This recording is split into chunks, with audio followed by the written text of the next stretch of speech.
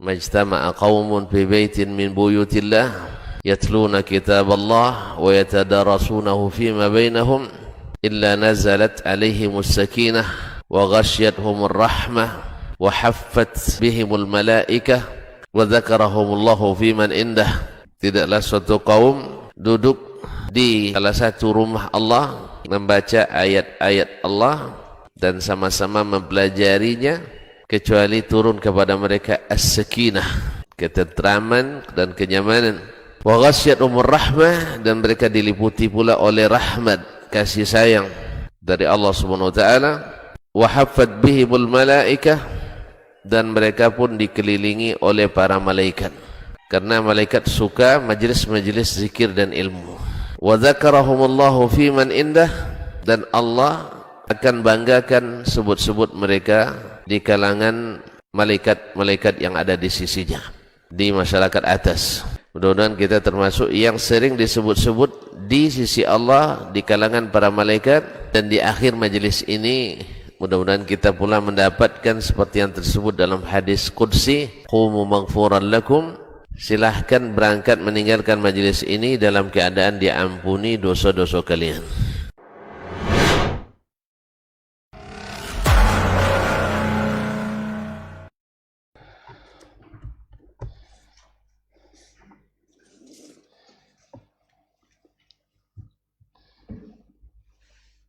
Bismillah. Assalamualaikum warahmatullahi wabarakatuh.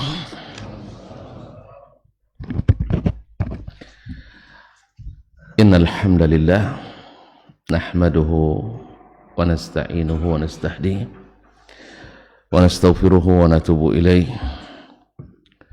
wa na'udzu billahi min shururi anfusina wa sayyiati a'malina. May yahdihillahu fala mudilla lahu ومن يضلل فلا هادي له.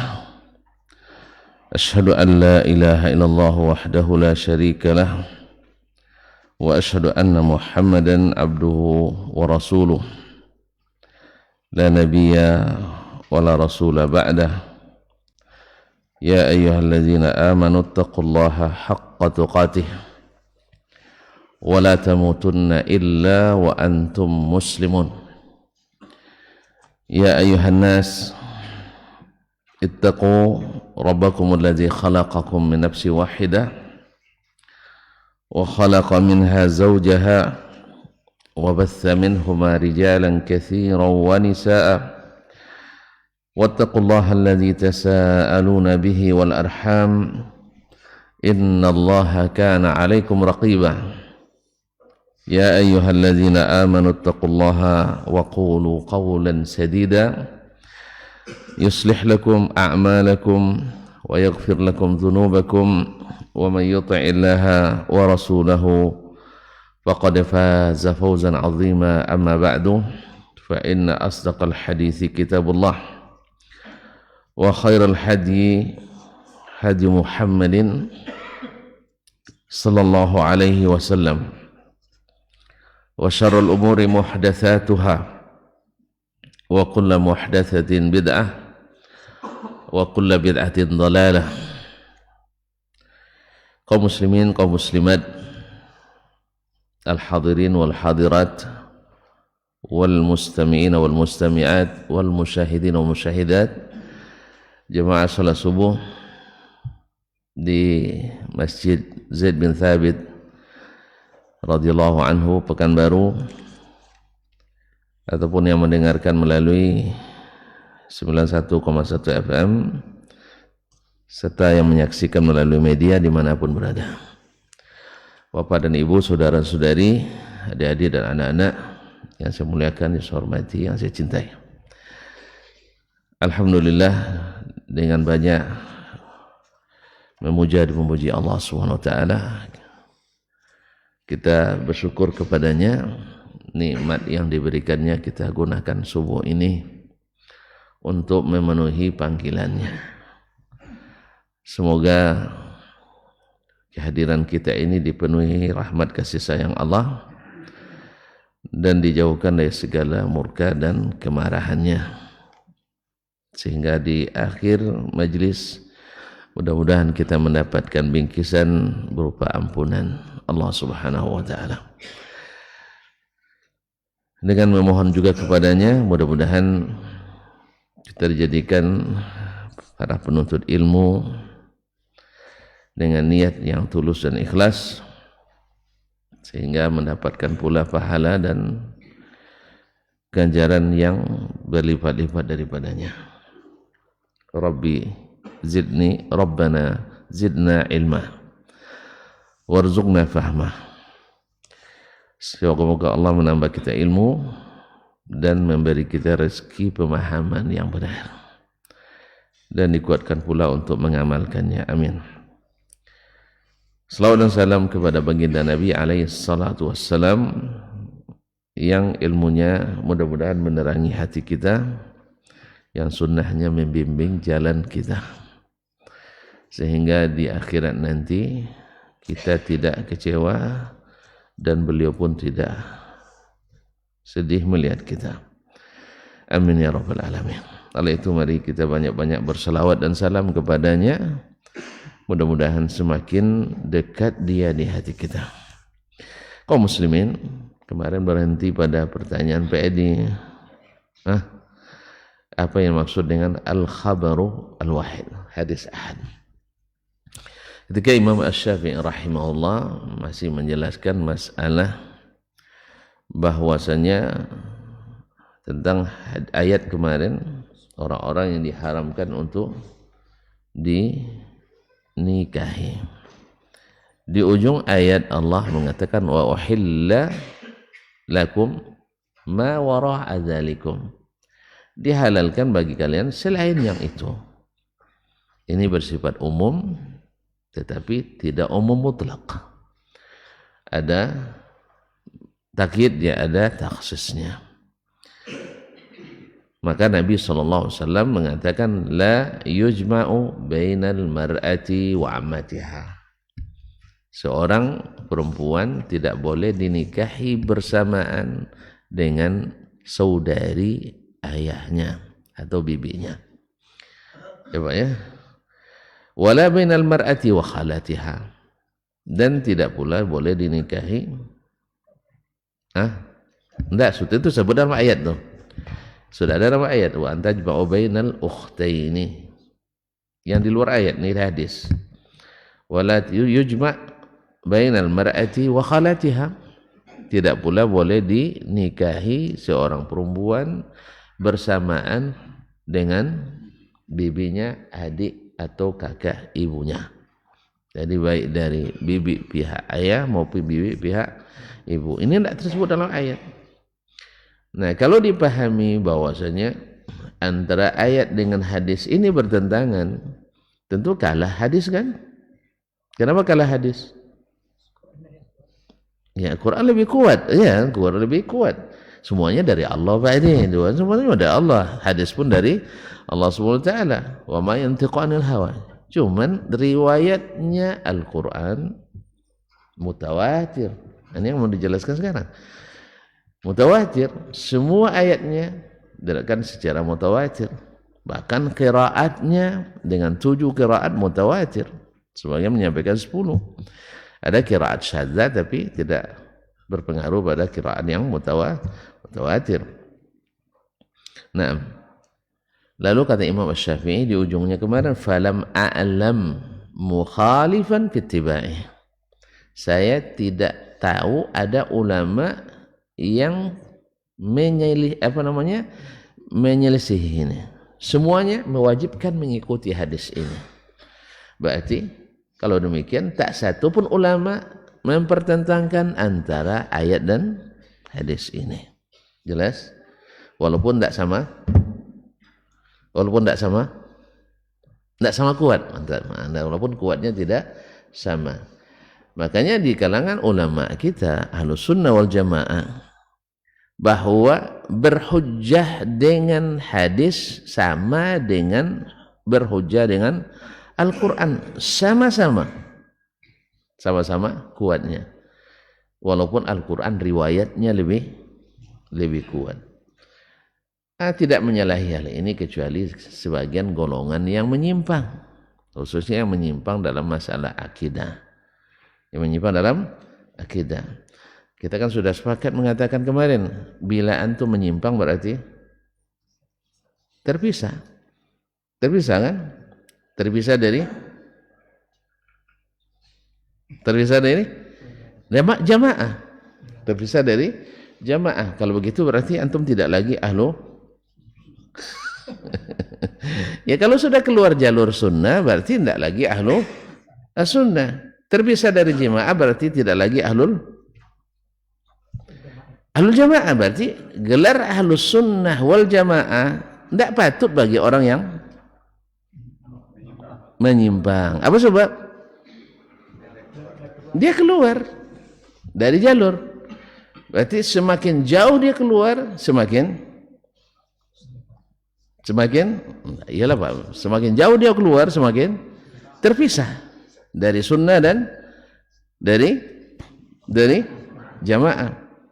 Makanya semakin berat dia menyimpang, apalagi kalau U-turn pula nih ya, itu semakin semakin jauh dari sunnah dan semakin jauh dari jamaah. Makanya alhamdulillah orang yang istiqamah di atas sunnah takkan keluar dari jamaah. Dan jamaah itu bukan nama organisasi. Nanti Bapak bilang pula jamaah Ansar Tauhid misal, bukan. Masa Ansar Daulah misal, bukan Islam jamaah, tidak. Atau jamaah ini dan itu, bukan. Jelas Pak? Bukan jamaah Zaid bin Sabit, tidak. Asal jamaah itu definisinya adalah yang menyatukan. Apa yang menyatukan umat ini?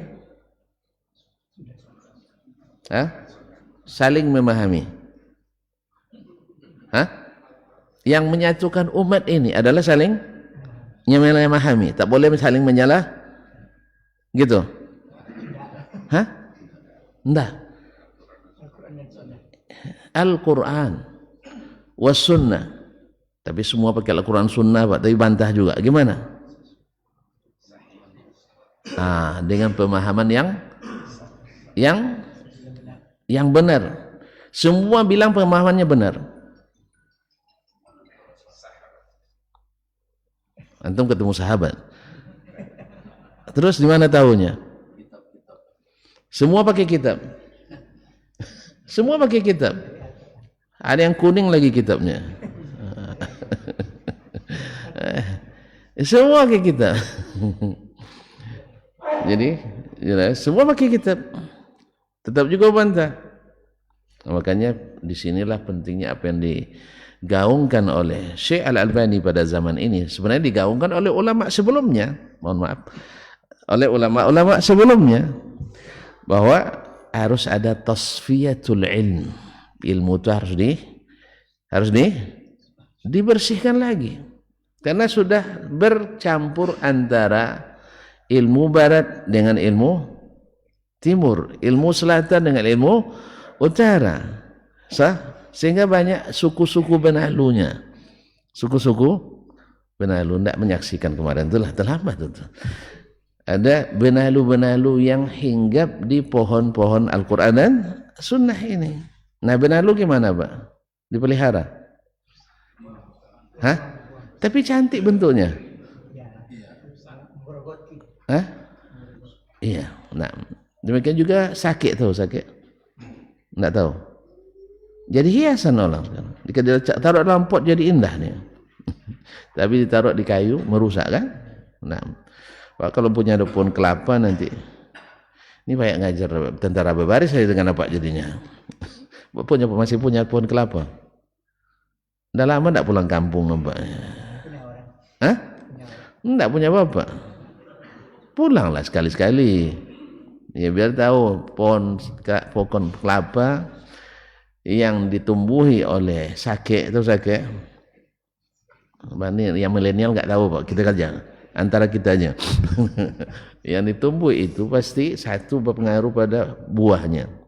Kedua berpengaruh juga pada airnya. Besok pulang Pak ya.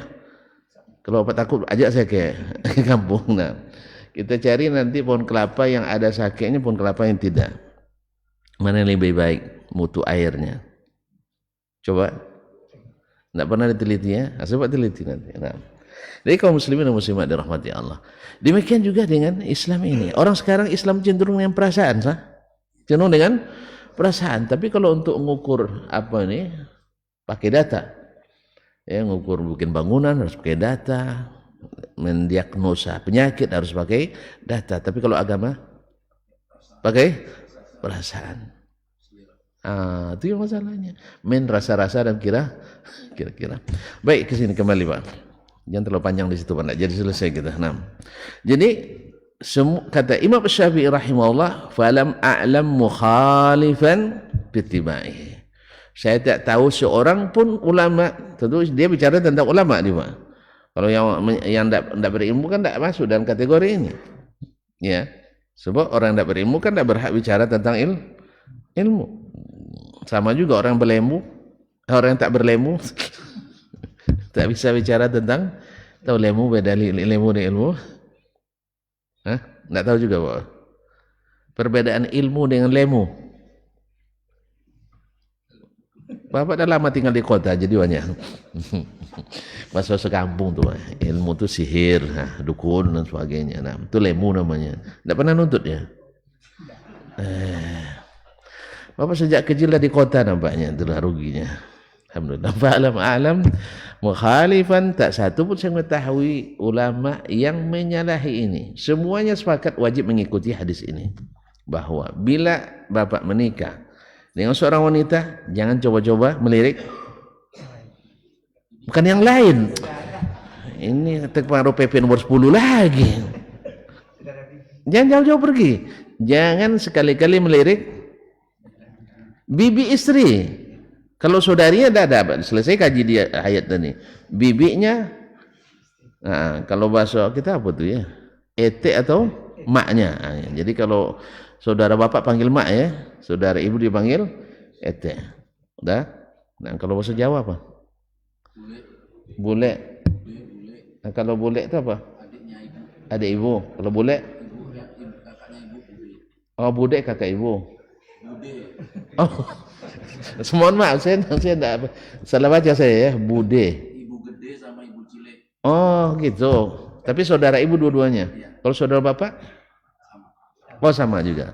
Oh, berarti tidak salah.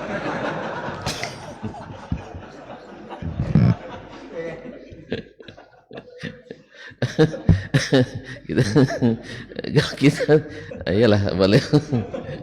ada oh saya selama ini salah paham saya kalau gitu. Saya kira bude itu saudara bapak bapak ya, bukan. Jadi ibu gede gitu ya, ibu cilik. Ya, terima kasih jazakallah khair. Jadi kalau sudah menikah dengan seorang perempuan tak boleh lagi melirik-lirik ibu istri, dan karena bukan mahram juga, memang bukan mahram. Mahramnya muaqqat. Mahramnya hanya sementara. Nah, bila kita selesai dengan istri ini, baik dengan cara meninggal istri kita, di situ baru boleh menikah lagi. Berapa iddahnya? Istri meninggal. Bapak nak merana lu baru. Kenapa laki-laki tak mesti menunggu, perempuan mesti menunggu?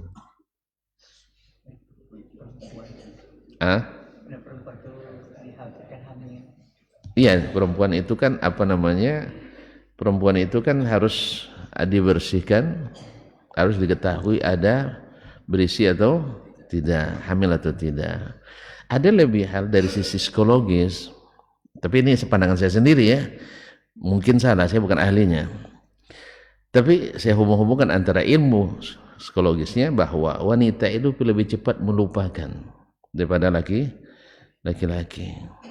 Makanya Nabi SAW ketika beliau setelah Khadijah meninggal, beliau kan masih mengingat Khadijah, sampai-sampai yang hidup cemburu pada yang sudah mati. Coba bayangkan.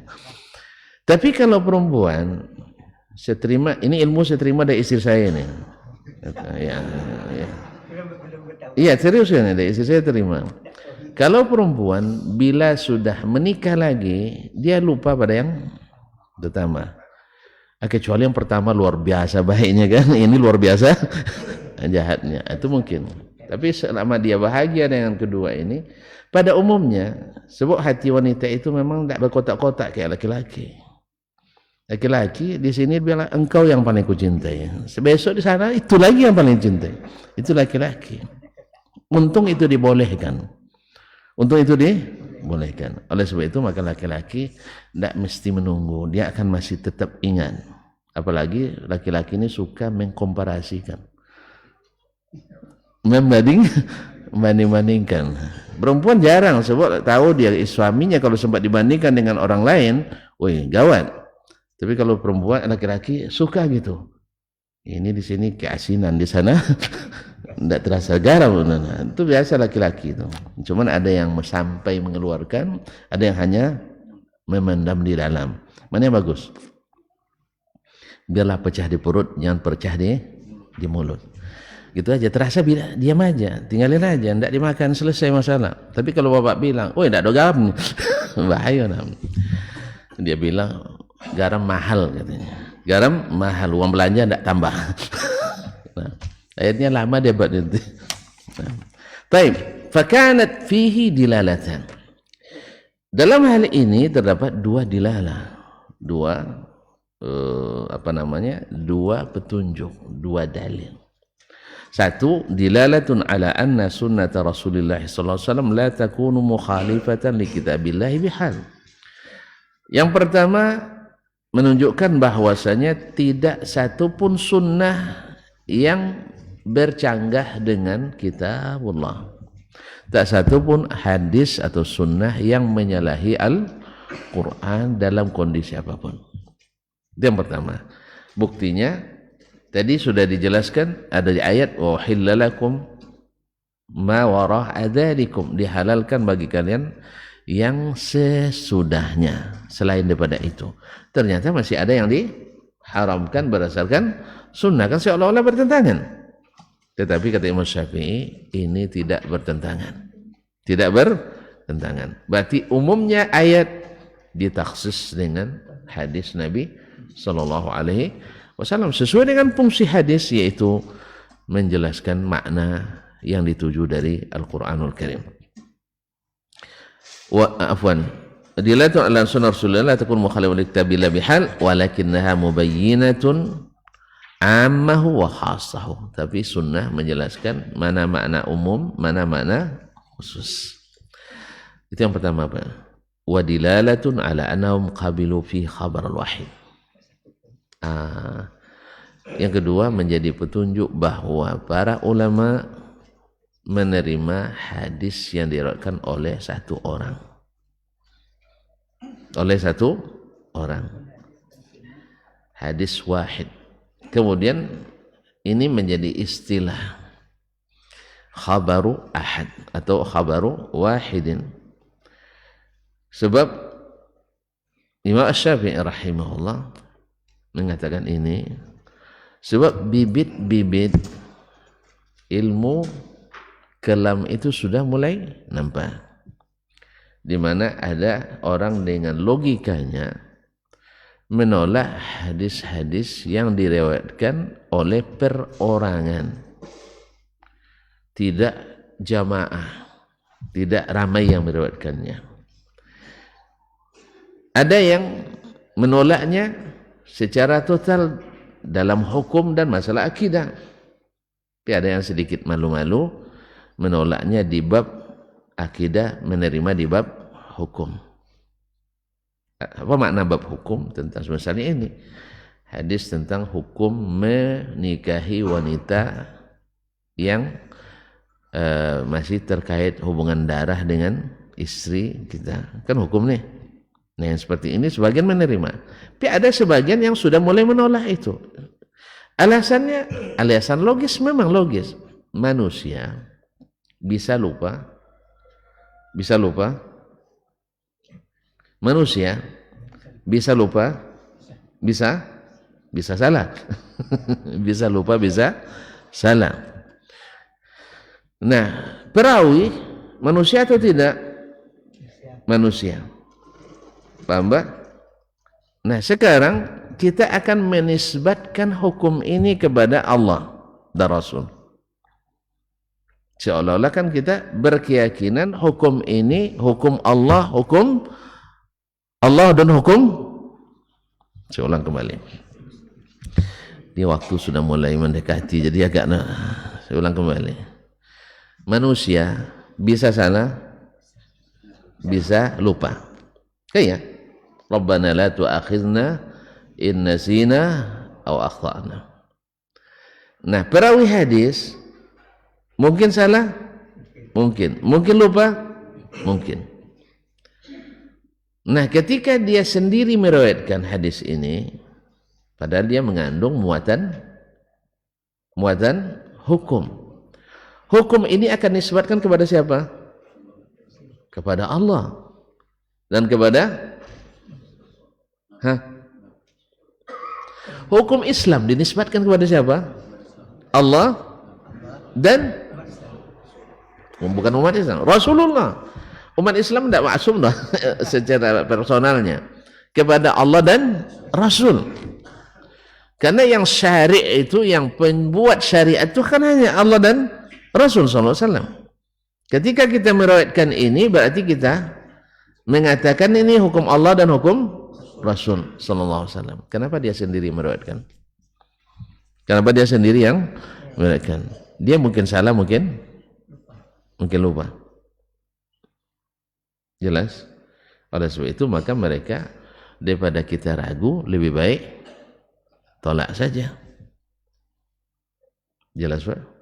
Karena orang peragu itu memang gampang menolak. Orang peragu suka menolak. Contohlah kemarin saya dengan Ahmad, ya pas nak bersarapan pagi, ayo kita cari di luar, kata beliau, ragu buka atau belum. Akhirnya saya ragu juga jadinya. Ya, nunggu aja sarapan di hotel. Ya, sarapan di hotel lambat. Nah, awal pagi-pagi perut udah keroncongan kan biasa. Nah, jadi karena keraguan tadi pasti kita menolak. Kalau menolak akhirnya ya tidak jadi, tidak diterima. Kalau tidak jadi, kalau tidak jadi berarti gugur satu hukum ini. Jelas? Bayangkan bagaimana mudaratnya terhadap agama. Kalau sempat setiap hadis yang diriwayatkan oleh ahadun nas yang bukan mutawatir, maka akan banyak berguguran syariat Islam. Mudaratnya gimana? Oleh sebab itu, para ulama Islam, ahlus sunnah wal jamaah yang sesungguhnya, mereka menjelaskan kepada kita seperti Imam Asy-Syafi'i rahimahullah. Tadi kan Al-Quran mengatakan halal selain yang 14 ini, selain yang tersimpun dalam hurrimat alaikum ummahatukum ila akhir ayat. Lalu tiba-tiba ada dalam hadis tidak boleh menikahi istri bersamaan dengan bibinya. Ada loh ayat? Tidak ada. Nah, perawinya hanya Abu Hurairah radhiyallahu anhu menurut Imam Syafi'i ini. Sedangkan sebenarnya ada riwayat Jabir bin Abdullah lagi, Jabir bin Abdullah. Cuman sebagian besar ahli hadis mengatakannya tidak sahih. Mengatakan tidak sahih. Berarti yang sahih hanya dari Abu Hurairah. Nah, orang-orang yang menolak hadis ini, hadis yang sahih tapi diriwayatkan oleh perorangan, ini bukan ahli hadis. Paham, Pak? Bukan ahli hadis. Makanya antum baca seluruh orang yang menolak hadis ahad bukan dari kalangan ahli hadis, walaupun dia pakar hadis. Karena istilah pakar kan sekarang. Mohon maaf, dulu baru dikatakan ahli hadis itu ini klasifikasinya. Sekarang enggak, ijazah yang masalahnya. Kan jadi sekarang itu yang menjadi ukuran adalah ijazah. Apalagi saudara juga guru besar, profesor. Oh itu profesor hadis tuh katanya. Tapi gimana caranya jadi profesor kita kan nggak tahu kan. Nah, Imam Syafi'i tidak ada profesor hadis, Imam Ahmad tidak ada profesor hadis. Jadi Imam Syafi'i sudah berhadapan langsung dengan model-model ini di zamannya. Seperti Hafs al-Fard, ya, al-Mutakallim, al-Mu'tazili. Imam Ahmad sudah berhadapan dengan orang seperti ini, Ahmad bin Abi Du'ad, nah, al-Mu'tazili, yang dia sampai ke pusat kekuasaan, mempengaruhi para penguasa, sampai Masya Allah luar biasa fitnahnya nih orang. Sampai Imam Ahmad dipenjara, disiksa, dipaksa. Ketika disuruh oleh Al-Mu'tasim bermunazarah, Imam Ahmad tidak mau menoleh kepada Ahmad bin Abi Du'ad ini. Apa sebab? Apa sebab? Dia bukan ahlinya ilmu, dia ahli pemikiran. Akhirnya karena dipaksa oleh Al-Mu'tasim Al-Khalifah berdebat dengannya, akhirnya Imam Ahmad terpaksa berdebat. Dia tidak mau berdebat sebenarnya. Akhirnya Al-Mu'tasim sampai murka sama Ahmad bin Abi Du'ad ini. Kalian bilang dia orang tidak berilmu. Sekarang setiap pertanyaan kalian dijawabnya. Setiap pertanyaan dia tidak ada yang kalian jawab. Satu lawan beramai. Karena memang waktu itu Mahkamah Agungnya Ahmad bin Abi Du'ad, ketua Mahkamah Agungnya. Hakim-hakim di seluruh negeri pada umumnya adalah orang Mu'tazilah. Ada sedikit ahli sunnah tapi yang mau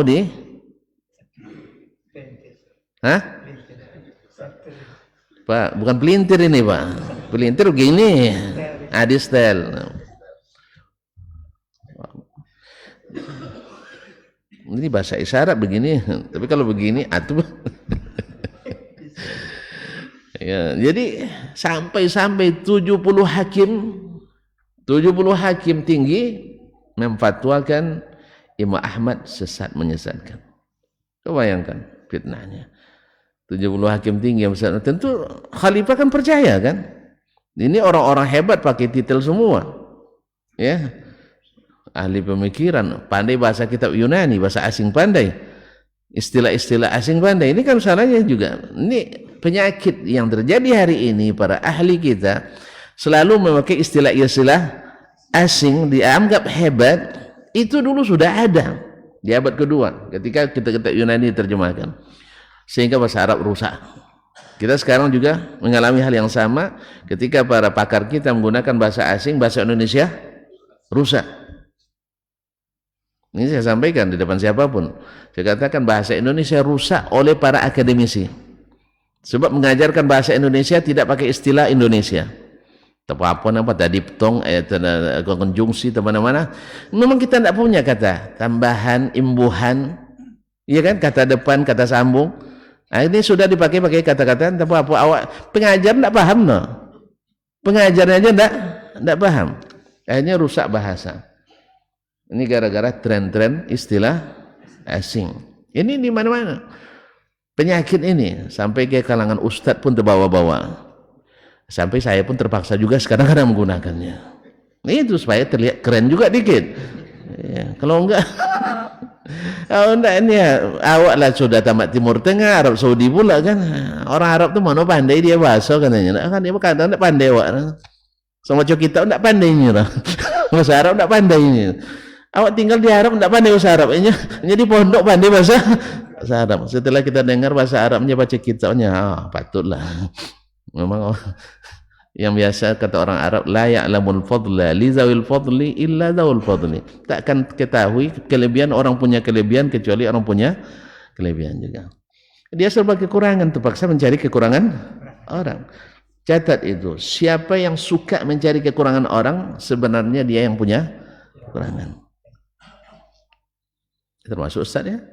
Termasuk ustaz itu kalau sempat tuan-tuan lihat saya mencari kekurangan orang, berarti saya sedang kekurangan itu. Ya, semoga tidak aja Pak ya. Nah, jadi kaum muslimin dan muslimat jelas ya. Jadi Imam Syafi'i kenapa menyebutkan itu sudah gelombang itu sudah mulai beliau saksikan sendiri. Orang yang menolak khabar ahad. Ini tidak jadi juga dijelaskan jadi Pak. Khabar ahad itu lawan mutawatir. Mutawatir itu ulama menjelaskannya yaitu khabarun rawahu jama'atun tuhilul adatu tawatu'ahum alal kadzib. Terjemahkan Pak ini. Yaitu hadis yang diriwayatkan oleh banyak orang. Secara adat mustahil mereka berbohong, sepakat. Kalau sekarang kan mungkin saja orang sepakat berbohong kan. Ini alat membuat orang bisa bersepakat berbohong. Iya enggak? Silakan nanti depan kita bicaranya gini, nanti di teleponnya masing-masing. Ustaz Dasman, Fulan, sebentar lagi Ustaz Dasman datang tuh. Saya bilang begini tadi ya. Saya bilang juga gitu. Betul kan? Telepon lagi yang satu, yang akan saya datangi juga. Hati-hati, jangan bilang yang lain-lain. Saya bilang tadi begini. Pokoknya kita sepakat ya, sepakat. Akhirnya 50 orang sepakat berbohong. Jelas?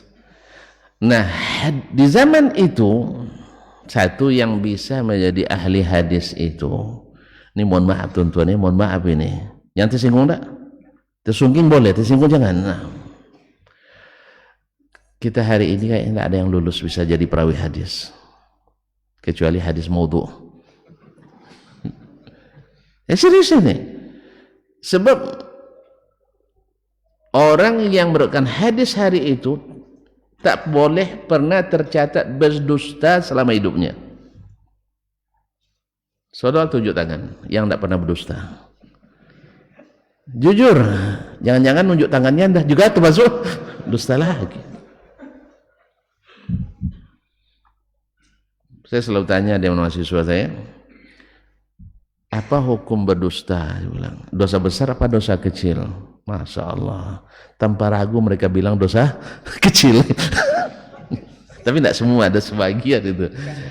Ketika kami bicara tentang definisi al-adalah, tersebut dosa besar, dosa kecil. Coba bikin contoh dosa kecil yang selalu dibuat orang susah dihindari. Dusta Ustaz katanya.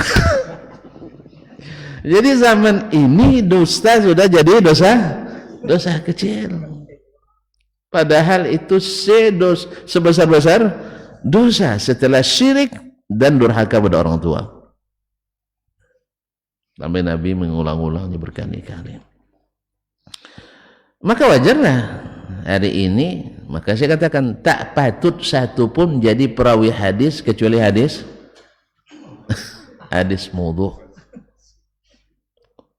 Makanya ketika orang sekarang bicara tentang sanad, tren-tren bersanad sekarang untuk meriwayatkan hadis, saya bilang tutup aja lah itu dulu. Ya, sanad dari kita ini kayak tadi lah, untuk hanya khusus ada hadis palsu. Bukan maknanya. Ini yang salah paham pula, kata Ustaz Asman tidak perlu sanad gitu. Sanad kita sudah cukup dengan Al-Bukhari, Muslim, Ahmad, An-Nasai, Ibnu Majah, Tirmizi, At-Tabarani, dan semuanya mereka sudah catatkan sanadnya. Kalau untuk menentukan sahih tidak hadis, sampai di situ sudah cukup tuh. Tapi kalau antum nak ingat tren, oh kami bersanad ini, tidak apa-apa. Carilah sanad sebanyak-banyaknya. Tidak ada ngaruhnya yang punya 1000 sanad dengan yang tidak punya sanad sama sekali. Jelas? Apa gunanya antum punya 1000 sanad, tapi hujahnya hadis palsu dipakai juga. Hadis sahih antum buang. Jelas, Pak? Jadi hari itu mereka tak bisa jadi perawi kecuali yang tak pernah tercatat dusta. Nah, ada juga perawi yang mencatat pernah dusta, maka dapat titel atau label muttahamun bil kadzib. Dia tertuduh berdusta. Apa sebab? Pernah berdusta. Bukan atas nama Nabi sallallahu alaihi wasallam, tapi kalau sudah atas nama Nabi, oh parah lagi, kadzab. Walaupun hanya sekali. Kadzab. Berani dia berdusta atas nama Nabi, berarti atas nama orang lain pasti lebih berani. Maka tercatatlah bahwa di antara orang yang paling mudah berdusta atas nama Allah dan Rasul ahli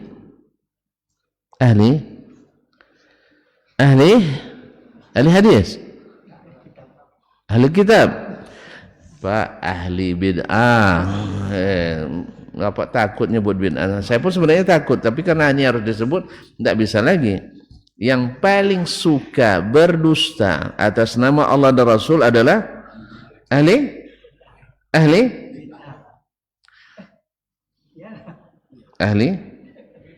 bid'ah dan ahli hawa. Ahli bid'ah dan ahli hawa. Siapa bid'ah yang paling parah?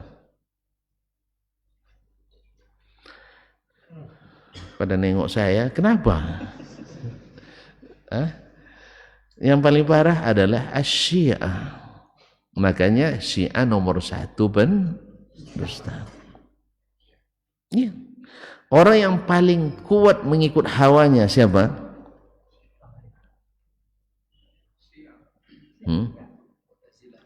Al-Mu'tazilah. Ahsanta. Al-Mu'tazilah, Al-Zanadiqa, Al-Malahida. Maka mereka juga selalu jadi runner up-nya dalam berdusta. Kadang Syiah naik, kadang Al-Mu'tazilah naik. Jadi alul hawa wal bid'ah. Kemudian semakin sedikit semakin ringan bid'ahnya, semakin sedikit pula dustanya. Jadi tidak bisa sama semuanya. Jelas ya? Tapi yang jelas semua bid'ah. Allah, indahnya hadis ini menurut Bapak, tapi serem bagi yang lain. Hadis yang dia tahu hanya kullu bid'atin dalalah, itu aja diulang-ulang terus. Ya memang Nabi kita selalu ulang-ulang itu. Nabi ulang-ulang itu, kita pun harus ulang-ulang terus. Sebab apa? Karena bahayanya sangat berat. Kita sampai ditolak nanti di tepi telaga. Kita sampai nanti banyak yang tersortir pahala. Mau enggak? Kita enggak mau. Makanya kita ingatkan terus. Marah orang, kalau masih marah berarti masih sayang itu. Kalau masih marah berarti masih sayang. Kalau masih diingatkan berarti masih sayang. Ya karena Nabi yang ingatkan. Menjelang mati pun dia ingatkan juga. Jangan melakukan itu. Ya, tentu marah sama Nabi sallallahu alaihi wasallam. Baik, sudah jelas Pak, hadis mutawatir sudah? Belum jelas Pak. Saya yakin belum jelas. Saya perjelas lagi. Misalnya ini rawi di Basrah. Siapa rawi di Basrah yang paling terkenal sahabat? Bilang nggak tahu biar cepat. Anas ibn Malik. Ahli Basrah meriwayatkan dari Anas sampai ke Nabi sallallahu alaihi wasallam. Misalnya Syu'bah. Kita cari dari Basrah misalnya ya. Al-Bundar. Cerita Bundar tadi kan? Al-Bundar. Meriwayatkan dari Gundar. Gundar meriwayatkan dari Syu'bah. Syu'bah meriwayatkan dari Qatadah. Qatadah meriwayatkan dari Anas dari Nabi sallallahu alaihi wasallam. Dah, ini orang Basrah semuanya. Kita lagi ciri ada riwayat orang Kufah. Ayo Pak. Orang Kufah. Enggak tahu juga. Bilang enggak tahu. Misalnya Ahmad meriwayatkan dari Al-Hasan ibn Musa Al-Asyab Al-Kufi. Dia meriwayatkan daripada Israel ibn Yunus ibn Abi Ishaq dari datuknya Abu Ishaq As-Sabi'i, ya tak? Kemudian Abu Ishaq dari Al-Aswad ibn Yazid An-Nakhai dari Abdullah bin Mas'ud. Selesai pula hadis yang sama. Kita cari riwayat ahli Madinah. Madinah nggak tahu juga. Ya Allah, Madinah. Imam Malik. Imam Malik beriwayatkan dari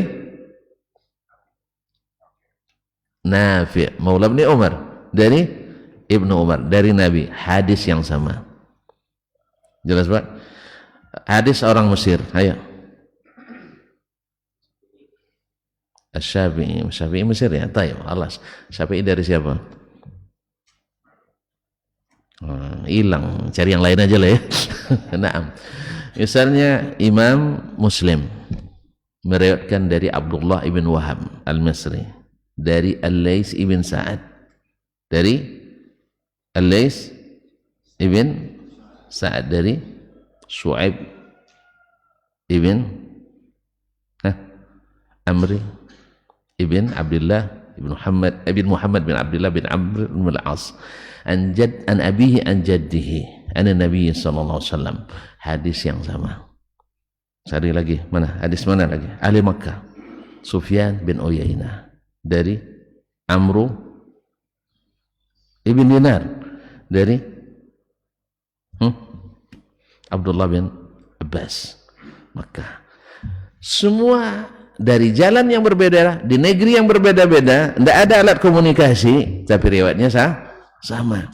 Ini yang maksudnya jamaah ramai, mustahil sepakat berdusta. Dan mereka orang-orang yang memang tak pernah tercatat berdusta. Ingat yang tadi? Tidak pernah tercatat berdusta. Ini namanya mutawatir. Ada yang membatasi bilangannya minimal 10 jalur. Sahabat menurutkannya 10 dari 10 jalur, artinya sampai ke mereka. Yang di bawahnya nak 100 tuh tidak ada urusan. Aslinya asal sahih. Nah, ini namanya mutawatir. Tapi ada hadis diriwayatkan oleh ahlu Mesir, ahlu Makkah, dua saja. Ini menurut mereka ini masih ahad, disebut khabarul ahad.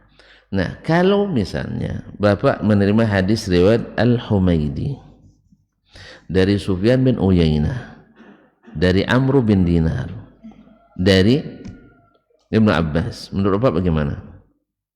Ragu? Lah sama Mu'tazilah Pak. Bapak tahu Sufyan bin Uyainah pernah berdusta? Enggak. Sahih. Amr bin Dinar pernah berdusta? Enggak juga. Dia menjadi salah satu poros riwayat hadis di Makkah di masa tabi'in. Taib, Abdullah bin Abbas pernah berdusta? Enggak. Rasulullah? Berarti masih ragu? Apa kemarin saya cerita tentang keadaan di Bali, dari saya, dari teman saya Bali, Bapak langsung percaya. Masa Sufyan bin Uyainah tidak percaya? Paham? Alhamdulillah. Ya, sama Ustaz Dasman aja Pak percaya. Apalagi sama Sufyan bin Uyainah rahimahullah ta'ala. Makanya kaum muslimin dan muslimat dirahmati Allah, orang boleh berteori, tapi teori selalu lahir dari di mana antum hidup. Kita hidup di zaman banyak. Ulang kaji tadi lagi, nanti tidak selesai nampaknya. Tadi di zaman orang banyak berdusta, di zaman orang banyak tersalah. Akhirnya kita mengukur perawi dasar dulu itu dengan ustadz di zaman, bukan ustadz, dengan orang di zaman kita. Paham? Akhirnya keluarlah bahwa mereka tidak menerima berita dari orang perorangan seperti itu. Kemudian, tapi kan ada juga menolak di zaman itu, zaman Syafi'i, karena mereka hidup di lingkungan orang-orang yang suka dusta juga, Mu'tazilah, ahlul bidah wal ahwa. Mereka hidup di teman-temannya yang suka berdusta. Tentu bagi mereka orang lain juga berdusta. Sehingga keluar tamsil orang Arab, idza sa'a fi'lul mar'i sa'at zununuhu. Bila buruk perbuatan seorang, buruk pula dugaannya. Makanya orang-orang yang bersih hatinya, kuat imannya, bagus amalnya, yang pertama lahir adalah berbaik sangka pada orang yang baik. Ini ulama kita lihat tidak pernah tercatat berdusta. Dalam masalah uang tidak pernah berdusta, berdagang tak pernah berdusta, apalagi bernama atas nama Allah dan Rasul. Maka mereka adalah orang-orang thiqah, thabt. Maka teori tadi dibangun selalu oleh orang-orang yang tidak akrab dengan riwayat, bukan lahir dari ahli riwayat. Kalaupun ada di antara mereka masuk juga dalam spesialisasi ilmu hadis, tetapi kadang-kadang sudah terpenuhi oleh subuhat ahli hawa sebelumnya. Maka oleh sebab itu ibarat menanam bersih-bersih di dalam. Kalau tidak nanti bercampur antara ilmu dengan lemu, antara hujjah dengan subhat. Jelas? Makanya bersihkan subuhat, bersihkan hawa-hawa, bersihkan kepentingan-kepentingan, maka insya Allah masuk Al-Quran dan hadis bersih. Ya Pak? Kayaknya belum paham juga. Sudah? Dah, alhamdulillah.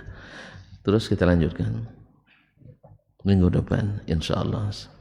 Ini pekan ini hampir nggak jadi tadi sebenarnya. Iya, hampir nggak jadi pagi ini nih. Cuman ada tamu memang. Saya ditelepon tadi nih. Terima kasih. Tapi udah paham kan? Berarti janji dan tertepati. Oh masih lagi? Belum mantap lagi pahamnya?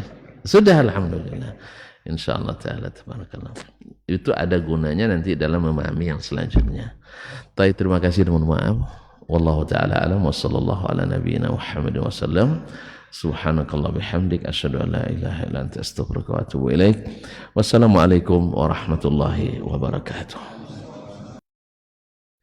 Majtama'a qaumun fi baitin min buyutillah yatluna kitaballah wa yatadarasunahu fima bainahum illa nazalat alaihimus sakinah wa ghashiyatuhumur rahmah wa haffat bihimul malaikah wa dzakarahumullahu fiman indah. Tidaklah suatu kaum duduk di salah satu rumah Allah membaca ayat-ayat Allah dan sama-sama mempelajarinya, kecuali turun kepada mereka as-sakinah, ketentraman dan kenyamanan. Wa ghasyiyatuhumur rahmah, dan mereka diliputi pula oleh rahmat, kasih sayang dari Allah Subhanahu wa taala. Wa haffat bihimul malaikah, dan mereka pun dikelilingi oleh para malaikat, karena malaikat suka majlis-majlis zikir dan ilmu.